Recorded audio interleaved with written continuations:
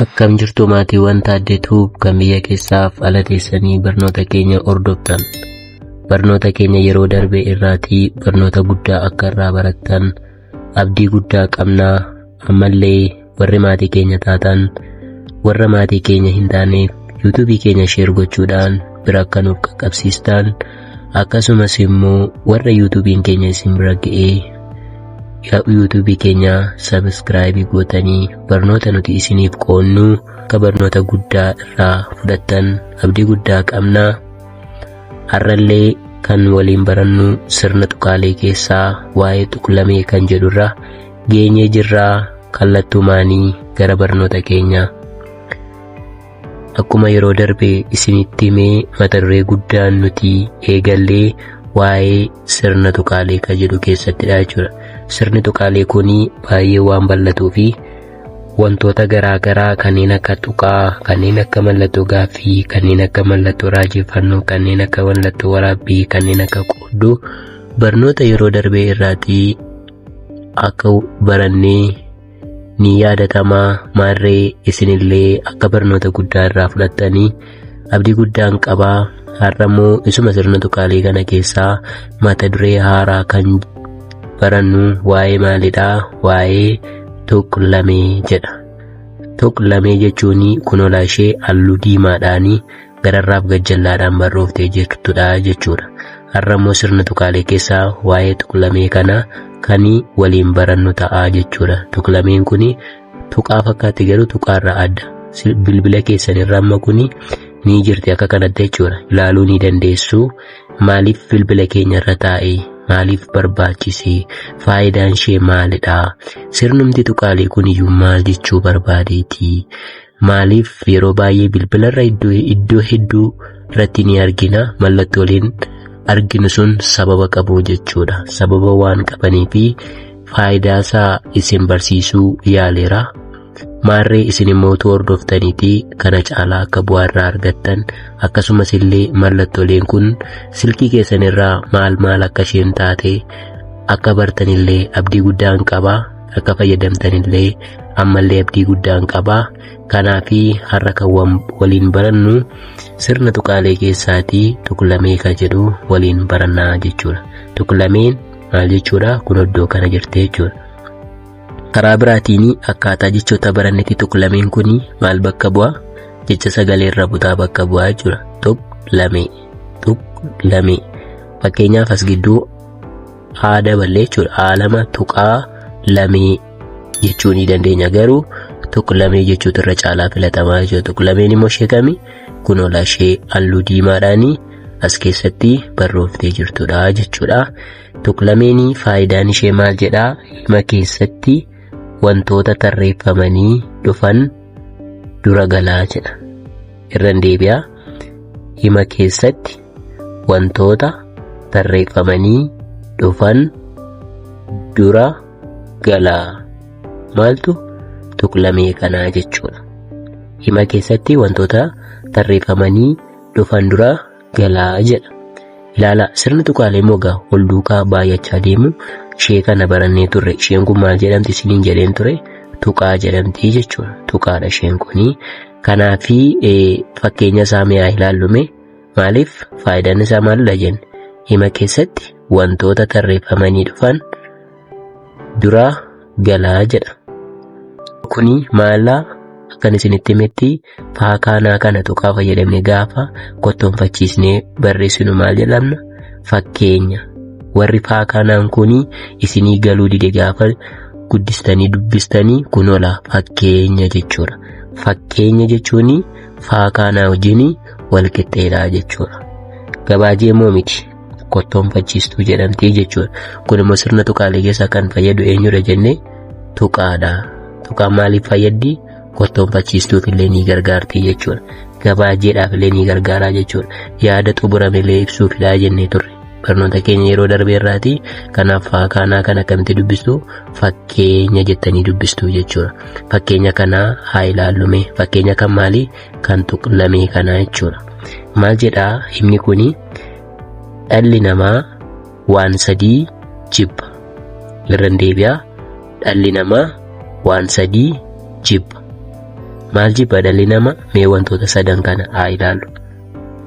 Dhalli namaa waan sadii jibbaa jedhe. Tuqlamee ilaa kunuus galtee jirti. Tuqlameeni addana galtee jirti jechuudha. Maaliif hima gararraa keessatti maal jennee turre? Hima keessatti wantoota tarreeffamanii dhufan dura galaa jenne. Maaltu faayidaanii tuqlamee kanaa jechuudha. Kanaaf himni kun maal jechaa jira? Dhalli namaa waan sadii jibbaa. Mee wantoota dhalli namaa jibban kanaa ilaallu. Isaanis maallaa?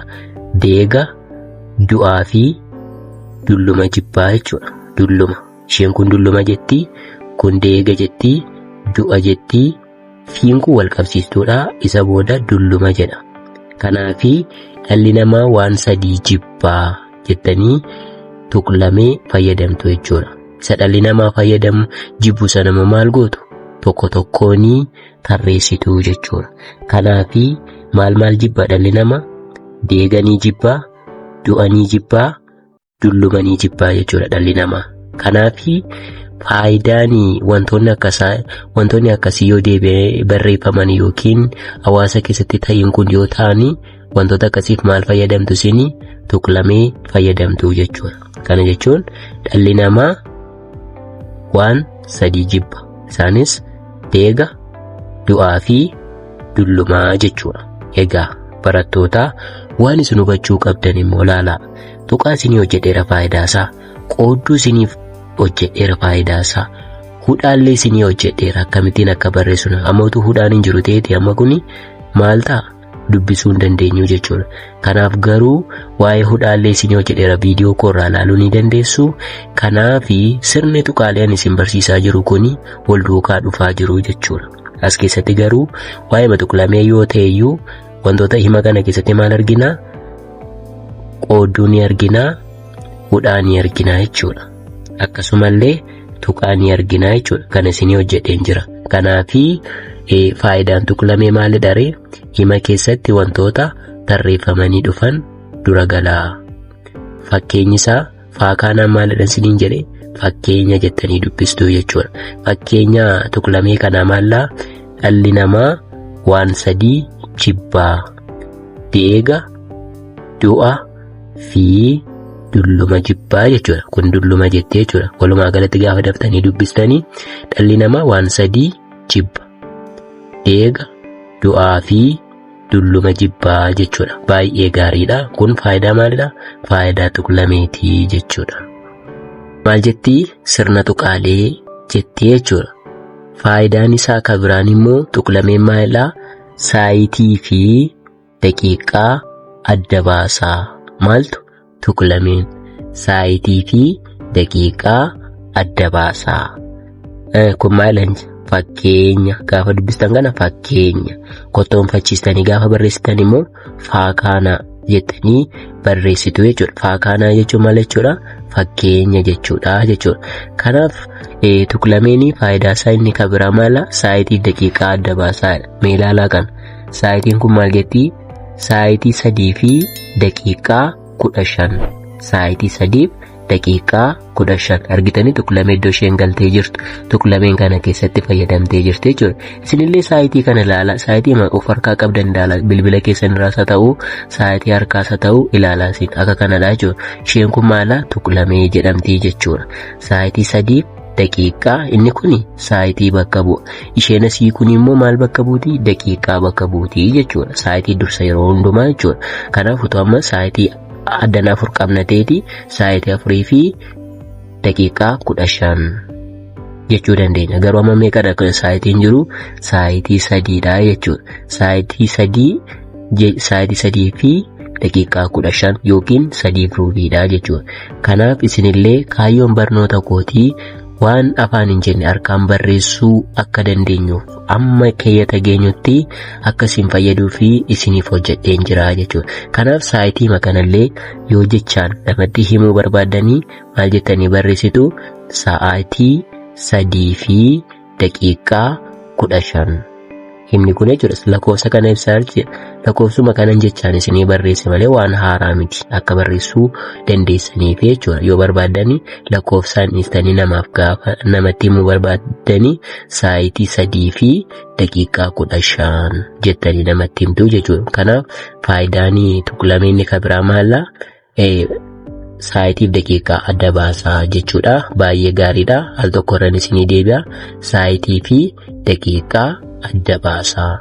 Fakkeenya jechuun immoo gaafa kottoonfachiistanii barreessitan maalla faakaanaa jettaniitu kottoonfachiistanii barreessitu jechuudha. Fakkeenya isaa kamii? Saayitii 3 fi ruubii yookiin immoo saayitii 3 fi daqiiqaa 15.